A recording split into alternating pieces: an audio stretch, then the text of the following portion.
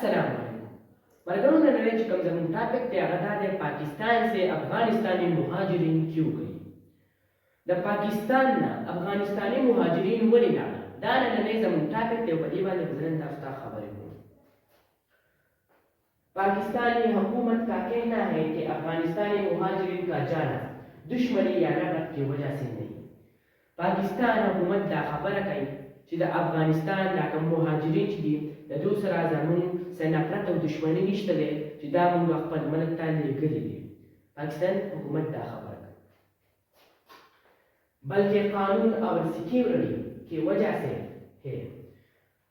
خو د قانون او د سکیورټي په وجه باندې دا موږ لېږلي دي خپل ملک ته خو اوس دا موږ د قانون او د سکیورټي په وجه باندې ولې لېږلي راځئ ملګرو دا هم درته ویم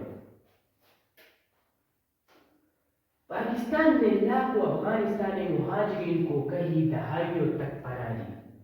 पाकिस्तान का हुकूमत چې دی هغې چې دی افغانستاني مهاجرینو له کئی سالو تک پناه دی لږ شل دېرش کاله چې دی پاکستان حکومت چې دی افغانستاني مهاجرینو له پناه ورکړې وه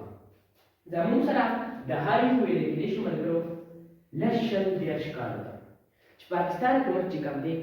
افغانستاني مهاجرینو له لږ شل دېرش کاله چې دی دا یې ورته پناه ورکړې وه چې تاسو په پاکستان کې اوسېږئ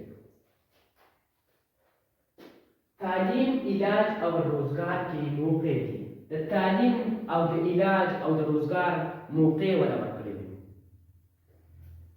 لیکن اب حکومت کا کہنا ہے بس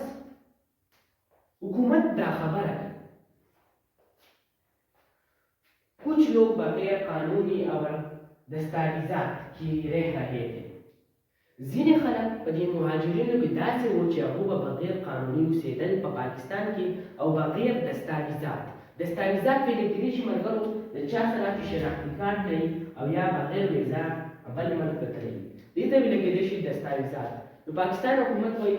کچھ لوگ بغیر قانوني او دستاویزات کې رہ رہے تھے ځینې خلک داسې وو چې هغه په پاکستان کې اوسېدل بغیر قانونه او بغیر دستاویزات بغیر شناختي کارت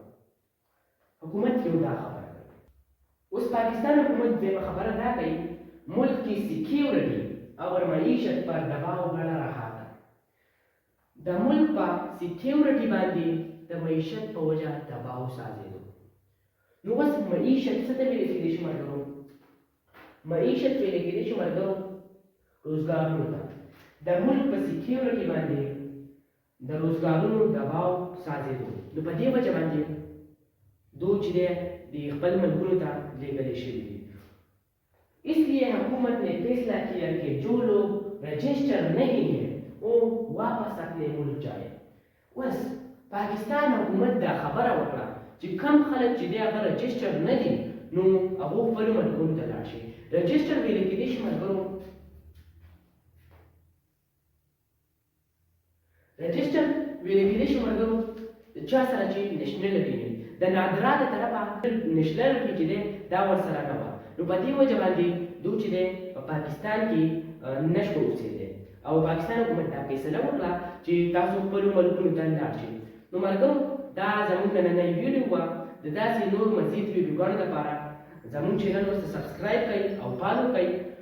د ټیک